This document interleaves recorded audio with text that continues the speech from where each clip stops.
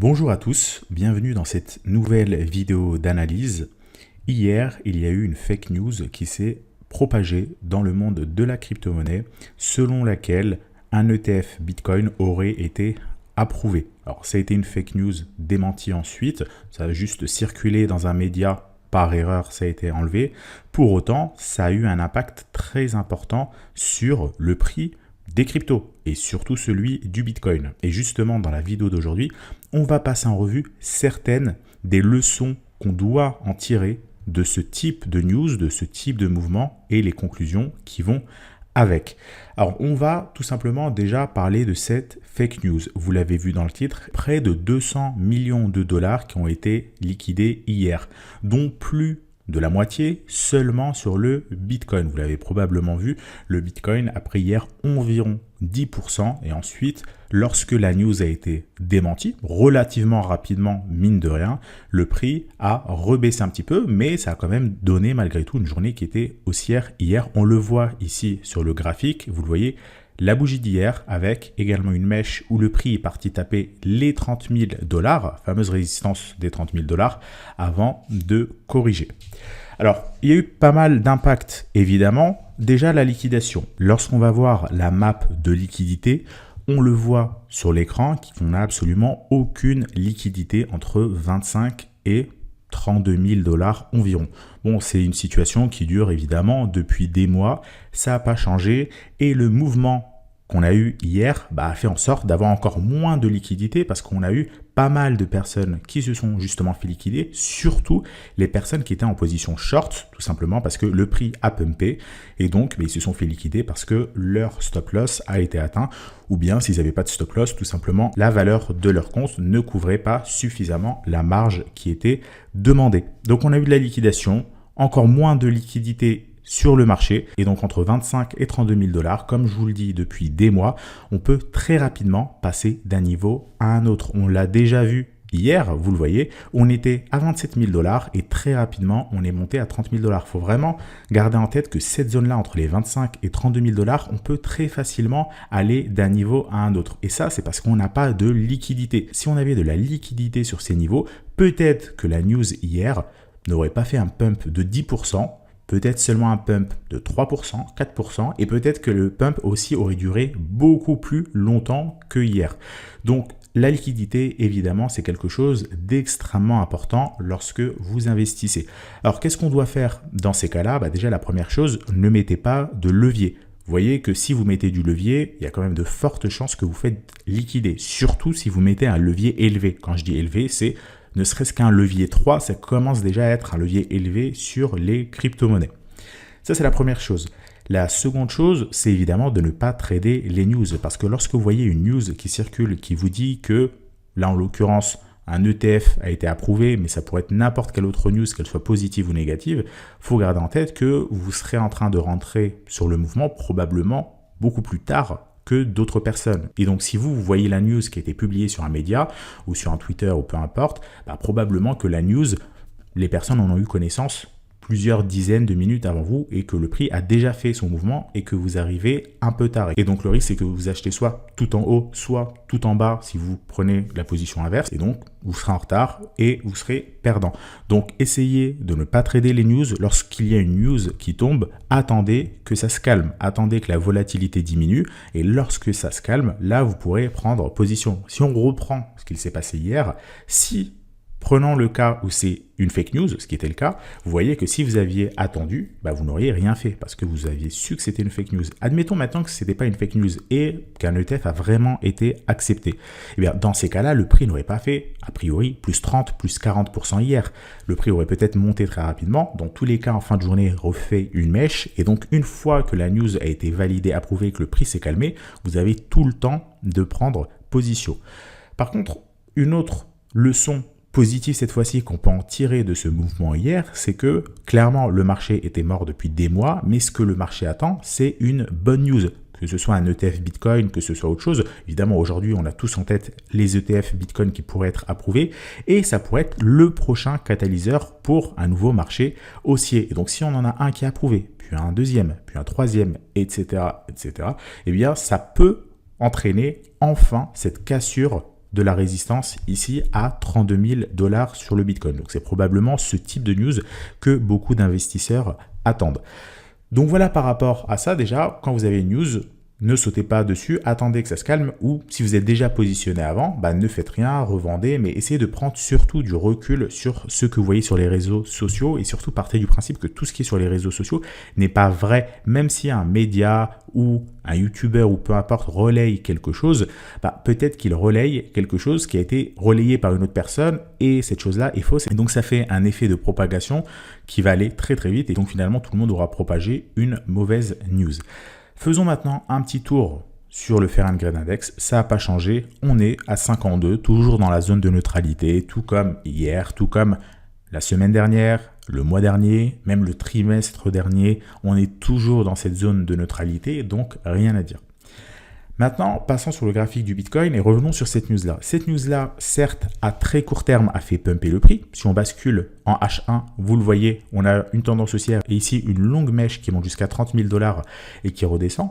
Mais si on prend du recul, finalement, le mouvement hier était relativement transparent. Déjà, vous voyez que si on se met ici sur l'unité de temps daily, on voit beaucoup moins le mouvement. D'accord, on voit la mèche, mais c'est pas non plus flagrant. Si on compare à d'autres mouvements qu'on a eu, par exemple ici sur cette bougie baissière ou ici sur ces deux bougies haussières, on peut pas forcément, ici avec le recul, se dire que c'était un fort mouvement. D'accord, il y a eu la news, on aurait très bien pu avoir ce mouvement sans avoir de news. Souvenez-vous, je vous en ai parlé en début de vidéo.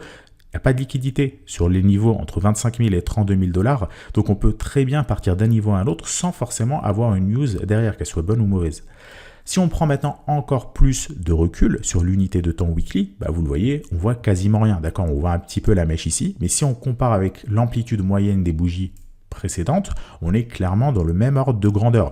Donc la news d'hier, finalement, a eu très très peu d'impact sur le marché pour quelqu'un qui investit à long terme ou quelqu'un qui regarde des unités de trading relativement longues, par exemple du daily, du weekly.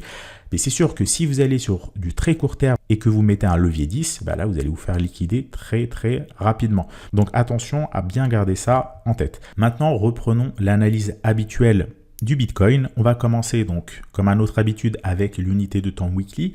Ici l'indicateur que vous voyez, vous me l'avez demandé dans la vidéo de la semaine dernière, c'est tout simplement un indicateur basé sur le canal de Donchian. C'est un indicateur que vous pouvez trouver sur TradingView. Alors celui qui est actuellement sur mon écran, c'est un indicateur maison qui se base sur le canal de Donchian mais qui a été légèrement modifié. Mais vous pouvez avoir plus ou moins la même chose si vous allez ici sur indicateur et que vous rajoutez le canal de Donchian qui est très pratique pour visualiser les niveaux de support et de résistance. Vous voyez par exemple que sur l'unité de temps daily, on voit ici un support à 25 000 $. Une résistance à 32 000 $. C'est également des niveaux qu'on voit avec la map de liquidité entre 25 et 32 000 $. C'est des niveaux qu'on voit avec plein d'autres indicateurs, le canal de Donchian et un indicateur comme tant d'autres. Alors, l'unité de temps weekly, qu'est-ce qu'on peut en dire? Pas grand-chose. On est toujours déjà, depuis le début de l'année, sur un marché plutôt haussier, même si c'est pas transcendant. Dès qu'on voit à l'écran, on a plus l'impression que c'est une correction haussière au sein d'une tendance baissière, mais grosso modo, on ne peut pas en tirer grand-chose du weekly. Le marché monte légèrement par à-coup et on est toujours dans un énorme range entre 25 000 et 32 000 $.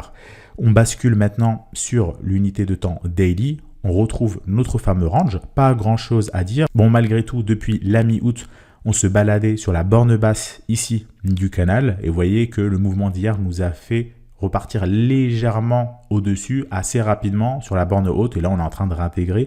Donc pareil, on est pile sur une zone de neutralité. On ne peut pas faire plus neutre que le niveau de prix actuel vers les 28 000 $. Vous le voyez, c'est un niveau qui sert à la fois de support mais également de résistance. Voilà pour l'analyse du Bitcoin. Qu'est-ce qu'on doit faire à partir de maintenant? Déjà, on évite de trader les news, bien évidemment, je ne recommande pas. On évite de mettre du levier et surtout, on prend du recul sur le prix et on attend d'avoir un vrai signal d'achat. Et le signal d'achat, il n'a pas changé depuis des mois. C'est ici la cassure des 32 000 $. Alors là, ça peut paraître loin. Vous pouvez vous dire, oui, mais si on attend les 32 000 $, finalement, on va rater beaucoup sur le mouvement. Pas tant que ça, parce que vous voyez que ici, les 32 000 $, c'est à peu près 13% de hausse. 13% de hausse, on peut l'avoir sur 2 journées comme hier, même une journée et demie. Vous voyez, la bougie d'hier, si on prend en compte la mèche, elle a fait plus de 10%. Donc finalement, une bougie et demie, on peut très facilement, donc un jour et demi, très facilement casser la résistance des 32 000 $. Mais ces 13%, au final, c'est pas grand-chose. Vous voyez que si on prend du recul et qu'on va chercher ne serait-ce que le précédent ATH, donc il faut quand même aplatir pas mal le graphique parce que maintenant ça commence à être assez loin, on voit très clairement ici qu'on a un range. C'est sûr que lorsqu'on est zoomé, on se rend moins compte qu'on évolue au sein d'un range. Mais vous voyez que si on dézoome le prix, ici on voit bien qu'on a un canal horizontal, on évolue au sein d'un range. Et vous le savez, théorie d'analyse technique tout à fait basique, on attend la cassure par le haut du range pour acheter. On casse les 32 000 $ et vous voyez que les 10-15% que vous allez perdre, finalement, c'est pas grand-chose par rapport aux 50%, 100%, 200%, 300% pour aller chercher des niveaux légèrement plus haut. Donc vraiment, ne vous dites pas que c'est beaucoup trop haut, vous allez rater le mouvement, parce qu'au final, oui, peut-être que vous allez rater 15%, mais ça vous aura économisé plein de trades perdants où vous allez rentrer, ça va perdre 5%, vous allez ressortir, vous allez rentrer, perdre 5%, ressortir.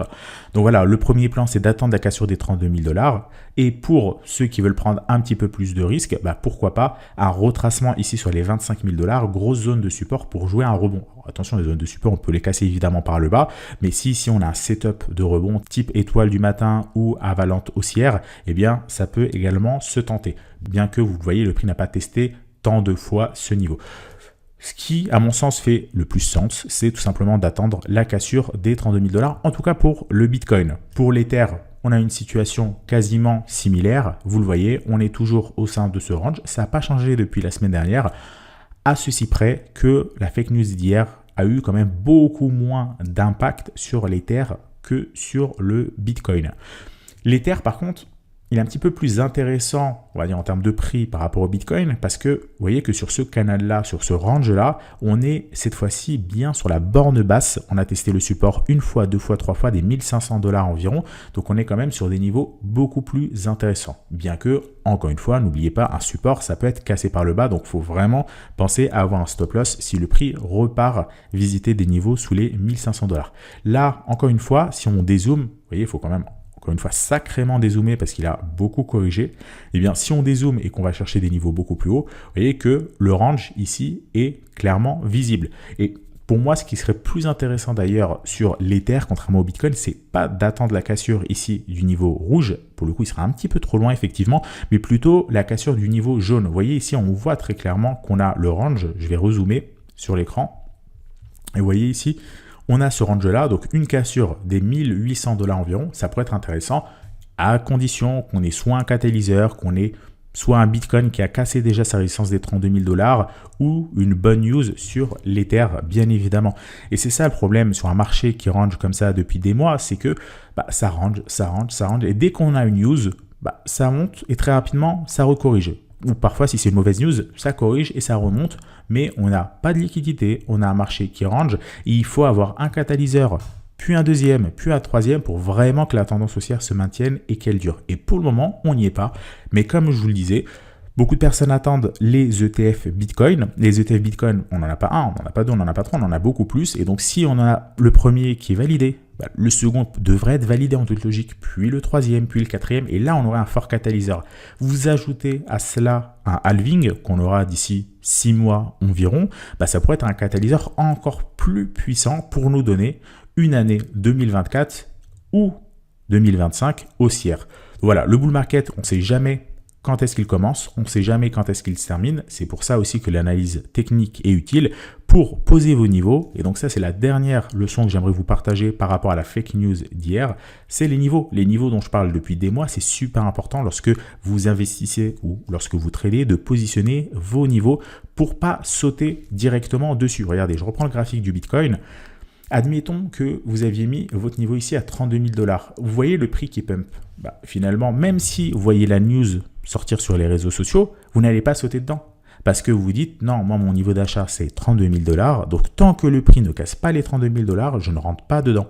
Par contre, si votre niveau, effectivement, était peut-être à 28 000 $, là, ça vous aura fait rentrer à 28 000 $. Mais dans tous les cas, aujourd'hui, avec les plateformes d'échange, on peut mettre des ordres limites à seuil de déclenchement. Donc, si votre niveau d'achat, c'est 28 000, c'est 32 000, peu importe, vous pouvez avoir un ordre à l'avance qui est programmé et dès que le prix atteint ce niveau-là, vous êtes déjà dedans, vous n'avez pas besoin d'être réactif par rapport aux news. Et c'est là où c'est important, c'est que si vous ne voulez pas manquer les news et en profiter, il faut le faire, mais en regardant les graphiques, parce que toutes les news sont déjà incluses sur le graphique. Donc, si vous pensez, par exemple, que la résistance est à 28 000 $ et qu'il y a une news comme hier qui arrive, eh bien, dans tous les cas, même si vous n'auriez pas été devant, vous seriez rentré à 28 000 $ ou peu importe le niveau que vous aviez défini. Après, si vous êtes rentré, vous avez une notification et vous pouvez suivre. Pourquoi le prix a cassé ce niveau? C'est parce qu'il y a une news et là, ça va vous permettre de suivre l'actualité. Sitôt la news démentie, vous revendez instantanément ou bien vous mettez un take profit ou peu importe. Évidemment, des stratégies, il y en a plein, il y a autant de stratégies qu'il y a de personnes. Libre à vous de créer la vôtre, mais dans tous les cas, il faut quand même respecter un certain nombre de règles lorsque vous tradez, des règles qui restent malgré tout des règles basiques, mais beaucoup de personnes ne les respectent pas et c'est comme ça qu'on peut perdre de l'argent très facilement. Donc voilà par rapport à cette vidéo d'analyse, j'espère qu'elle vous a aidé, j'espère que vous avez appris des choses. Et je vous rappelle que les liens du service CryptoTrader sont disponibles en description. Le service CryptoTrader, c'est quoi? C'est tout simplement une stratégie de trading qu'on fournit et vous pouvez la suivre de façon automatisée. Vous connectez votre plateforme d'échange, Kraken, Binance, Coinbase ou Bybit et ensuite les ordres sont automatiquement répliqués sur votre compte via clé API. À savoir que par exemple, en ce moment même, nous avons une pondération de 50% de Bitcoin. Donc, on est malgré tout quand même assez bien positionné sur le marché. Si le prix continue à monter, eh bien, on va en profiter. Si le prix corrige, évidemment, on saura être réactif pour pouvoir sortir dans les temps. Donc, si ça vous intéresse de suivre les moments à partir desquels on est positionné, de savoir dans quelle crypto-monnaie on se positionne, à quel moment on achète et à quel moment on vend, tous les liens se trouvent dans la description de cette vidéo. Voilà pour celle-ci. Si vous avez des questions, laissez-les dans les commentaires, je les lis. N'oubliez pas de laisser un like à la vidéo, de la partager autour de vous si vous pensez que ça peut aider des gens sur les réseaux sociaux ou votre entourage. Quant à moi, je vous souhaite une excellente soirée et je vous retrouve la semaine prochaine.